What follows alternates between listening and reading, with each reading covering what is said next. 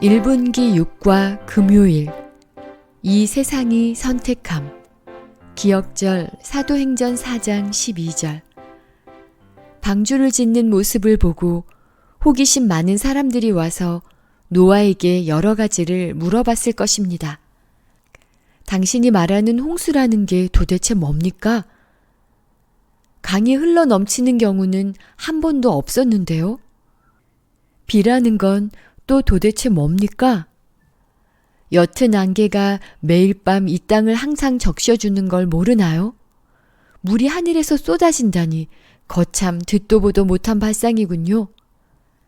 대부분의 사람들은 노아가 이해하게 하는 일이 일어날 수 없다고 생각했고 모든 것이 지난 수백 년 동안 그랬던 것처럼 계속되리라고 생각했습니다. 지금도 많은 사람들이 예수님의 재림을 그런 식으로 생각하고 있지 않나요? 베드로후서 3장 3절부터 6절을 읽어보세요. 사람들은 노아를 비웃었지만 노아는 개의치 않았습니다. 대신에 설교를 계속하면서 자신이 전하는 내용을 믿으라고 사람들에게 간절히 호소했습니다. 처음에는 일부 사람들이 노아의 말을 믿었고 그중 노아의 아버지와 다른 친척들을 포함한 몇몇 사람들은 홍수 전에 죽었습니다. 하지만 믿었던 사람들 중에 살아있던 나머지 사람들은 점차 노아의 기별을 받아들이지 않고 자신들의 옛날 방식으로 돌아가고 말았습니다. 다른 대다수의 사람들은 노아의 기별을 절대로 믿지 않았습니다. 그들 중 어떤 무리의 사람들은 노아가 진실을 말하고 있다고 속으로 믿었지만 사람들의 웃음거리가 되고 싶지 않아 순종하지는 않았습니다. 곧 그들은 노아를 비웃는 무리에 가담하게 되었고 진리를 거부하고 저항하기로 선택하면서 안타깝게도 제일 심하게 조롱하고 비웃는 사람들이 되었습니다. 마침내 120년의 대장정이 끝나고 방주가 완성되었습니다. 노아와 가족들은 방주에 음식을 많이 저장했습니다. 그리고 동물과 새들이 머물 수 있는 구역을 정하고 우리와 새장도 준비했습니다. 그런데 그 다음에 일어난 일을 보고 사람들은 깜짝 놀라지 않을 수 없었습니다. 눈에 보이지 않는 천사들이 7일 동안 동물과 새를 방주 안으로 조용히 이끌었던 것입니다. 부정한 동물은 2쌍씩, 정결한 동물은 7쌍씩 들어갔습니다.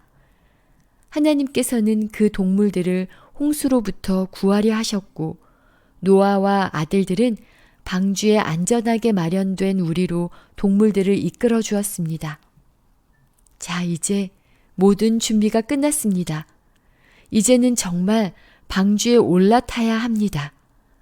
노아는 마지막으로 사람들에게 자기 가족과 함께 방주로 들어가자고 엄중히 경고하면서 간절히 호소했습니다. 하지만 모든 사람들은 이미 들어가지 않기로 마음을 굳혔고 여전히 비웃을 뿐이었습니다. 최후의 기회를 거절한 모든 사람들은 눈부신 빛의 천사가 번쩍 하늘에서 내려오는 것을 보고 깜짝 놀라 숨이 턱 막혔을 것입니다. 그러고 나서 거대한 방주문이 보이지 않는 손에 의해 스르르 움직이더니 마침내 쿵 닫히는 것을 지켜보았습니다. 이제 방주 안에 있는 사람들은 방주 밖으로 나갈 수 없었고 방주 밖에 있는 사람들은 방주 안으로 들어갈 수 없게 되었습니다. 이미 때가 늦어버린 것입니다. 이것은 죄인들이 마지막 호소를 거부하고 하나님의 내미시는 은혜의 문이 닫힐 때도 마찬가지일 것입니다. 적용하기. 하나님께서는 지금 은혜의 문이 아직 열려있는 이 시기에 사람들이 그분께 충성할 수 있도록 백방으로 돕고 계십니다. 사람들이 여러분을 비웃는 한이 있어도 하나님께 충성하기로 선택하겠어요?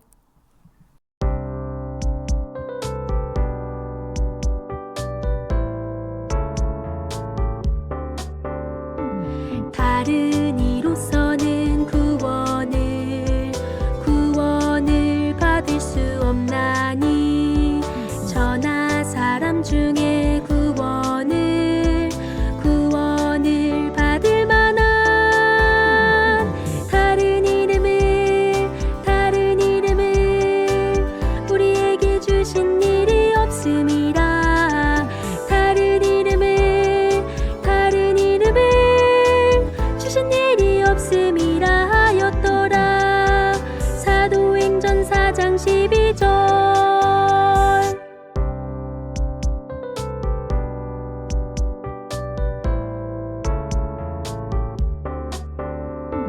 다른 이로서는 구원을 받을 수 없나니 저나 사람 중에 구원을 받을 만한 다른 이름을 우리에게 주신 일이 없음이라. 다른 이름을